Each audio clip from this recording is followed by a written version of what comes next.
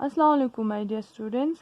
तो जैसे आप सभी को पता है हम क्लास थर्ड की इंग्लिश पढ़ रहे थे, जिसमें हमने story chapter number 10 what's happened to the clock ये हमने ख़त्म कर लिया था। इसके कुछ एक्सरसाइज था, यानी कि जैसे आंसर इन ब्रीफ वाला और आंसर इन डिटेल्स के फर्स्ट सेकंड थर्ड फोर्थ वाला हमने अपने प्रीवियस वीडियो में कर लिया था। ठीक है, तो फिर आज हम करने वाले हैं इसके फिफ्थ और सिक्स्थ वाले क्वेश्चन। ठीक है, तो फिर फिफ्थ वाला क्वेश्चन हमसे पूछा हुआ है, mother I am glad you played that trick on us, who said this, why, what was that trick.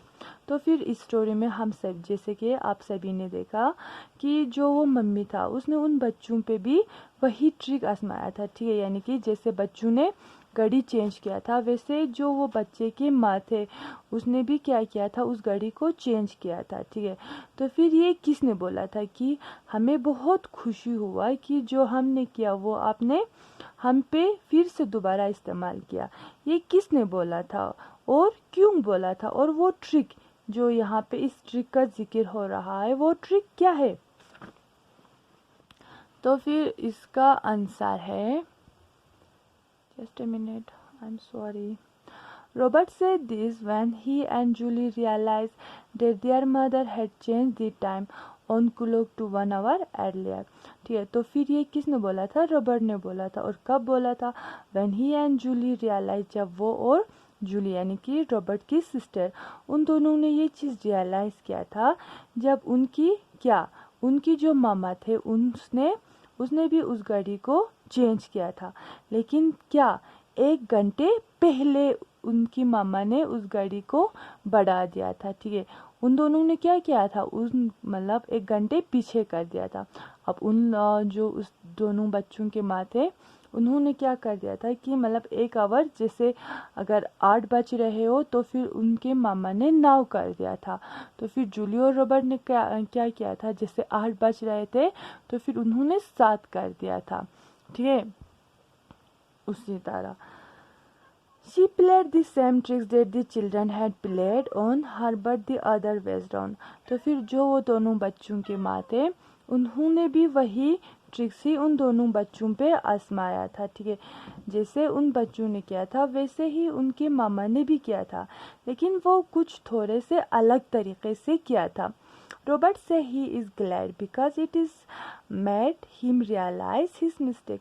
और जो रॉबर्ट था उसने ये इसलिए बोला था, ठीक है, यानी कि मुझे बहुत खुशी हुआ, ये इसलिए बोला था क्योंकि रॉबर्ट और जूली को अपने गलती, ठीक है, यानी कि उन लोगों ने जो गलती किया था वो रियलाइज़ हो गया था। ठीक है, जैसे कि हम दोनों ने बहुत बड़ी एक गलती कर दिया था कि हमने अपने मामा से झूठ बोला, हमें ऐसा नहीं करना चाहिए।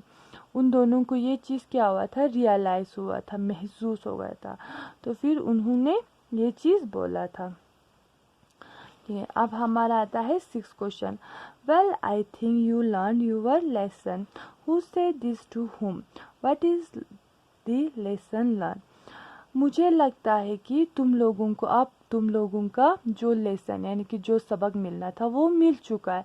ये किसने बोला था, जैसे हम किसी पे बोलते हैं अब इस चीज़ से मुझे बहुत बड़ा एक चीज़ सीखने को मिला है। ठीक है, तो फिर ये जो बात है ये किसने बोला था और वो जो सबक उनको मिला था वो क्या चीज़ था। ठीक है, तो फिर इसका आंसर है, mother say this to Robert and Julie, यानी कि ये जो वर्ड है I think you learn your lesson, ये किसने बोला था, मदर ने बोला था। किससे बोला था, रॉबर्ट और जूली को बोला था। और वो लेसन क्या था, what is the lesson learn, उन दोनों को क्या सबक मिला था।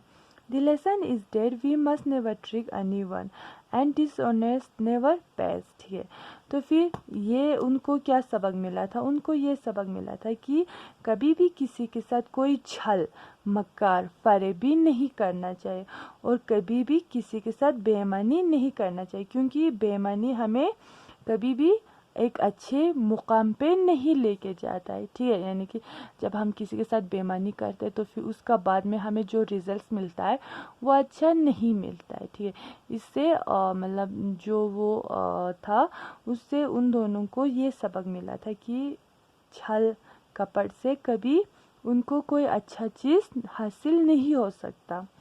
ठीक है, तो फिर ये सारा हमारा हो चुका है।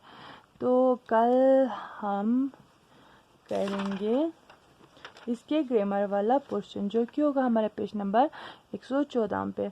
आप लोग भी थोड़ा सा इस ग्रामर वाले पोर्शन को, जैसे सब्जेक्ट किसे कहते हैं, प्रिडिकेट किसे कहते हैं, ये एक बार देखिए रखिएगा। बाकी खुदा हाफिज़।